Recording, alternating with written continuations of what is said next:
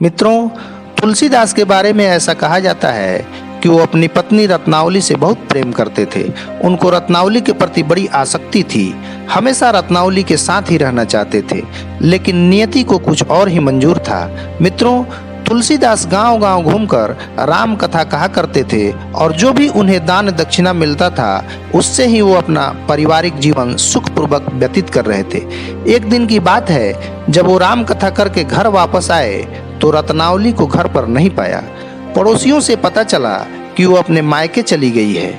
यह जानकर कि रत्नावली मायके चली गई है, तुलसीदास का मन बेचैन हो गया।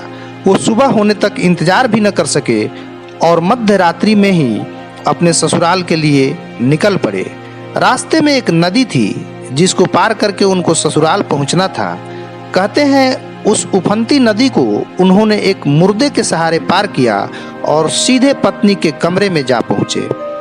मध्य रात्रि में तुलसीदास को इस अवस्था में देखकर रत्नावली अचंभित रह गई और क्रोध के वशीभूत होकर अति कठोर शब्दों में बोली, अस्थि चर्म में देह यह तासो ऐसी प्रीति, नेहु जो होता राम से तो काहे भवभीत। रत्नावली ने कहा, इस हाड़ मांस के शरीर से जितना प्रेम करते हो उतना ही प्रेम अगर राम से होती तो इस भवसागर से पार हो जाते। कहते हैं रत्नावली के इस कठोर वचनों का तुलसीदास पर इतना गहरा प्रभाव पड़ा कि वो उल्टे पांव वहां से लौट गए और आसक्ति का त्याग कर वैराग्य धारण कर लिया।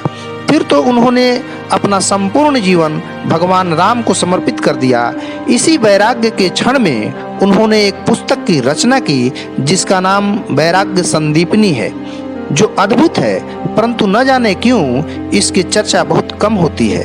वैराग्य संदीपनी की दोहे में तुलसीदास कहते हैं, तुलसी यह तनु खेत है, मन वच कर्म किसान, पाप पुण्य दोई बीज हैं, बुए सो लिवै निदान।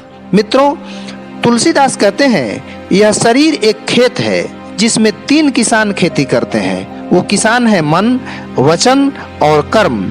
यही तीनों किसान इस शरीर रूपी खेत में खेती करते हैं। इन किसानों के पास केवल 2 ही बीज हैं, एक का नाम है पुण्य और दूसरे का नाम है पाप। यह मनुष्य पर निर्भर करता है कि वह अपने मन, वचन और कर्म के द्वारा पुण्य का बीज बोए या पाप का। जो पुण्य का बीज बोता है वह पुण्य का फसल काटता है, जो पाप का बीज बोता है वह पाप का फसल काटता है। मित्रों, मेरी कोशिश यही है कि कुछ हीरे जो कचरे के ढेर में दबे हुए हैं उन्हें बाहर निकालें, उन्हें आप तक पहुंचाएं, आपके जीवन में अध्यात्म का प्रकाश जगमगाए और सबका जीवन आनंद के उस परम स्रोत से जुड़े, सबका कल्याण हो। इसी शुभकामना के साथ हरिओम तत्सत।